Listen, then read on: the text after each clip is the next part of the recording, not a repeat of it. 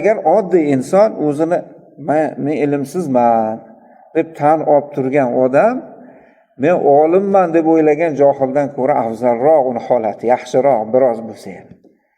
Chunki bu deydi o'zini holatiga tavba qiladi, afsus chekadi, nadomat qiladi, men bilmayman deydi. Ana u bo'lsa men bilaman deydi.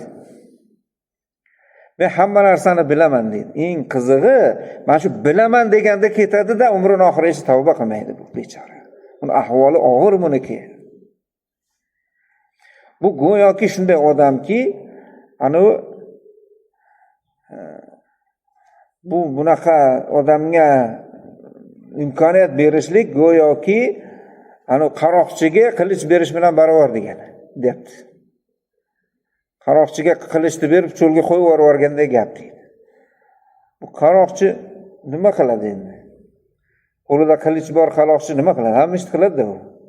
Karvon o'tayotgan karvon to'sadi. O'ldirish kerak bo'lsa o'ldiradi, so'yish kerak bo'lsa. Bu ham ko'p odamlarni yo'ldan ozdiradi. Endi bilasizlarmi, bu hadislarni dinni dushmanlari ko'proq o'qiganda bizdan ko'ra. Shunda qaroqchilarni ushlab qo'liga qilich berib qo'yadi ular. Shomda qilich berib qo'ydi. Iroq va Shomda. Qo'liga qilichni berib bosib yur, sendan kuchli olim yo'q. Mana tarafdagi ulamolar uni hammasi kofir dedi. Bu tomonda buni ham hammasi kofir. Oldinda, orqamda ham musulmon kimsa bitta o'zing bos gazini. Sen bilan birga yurgani musulmonsan, tanimaysan.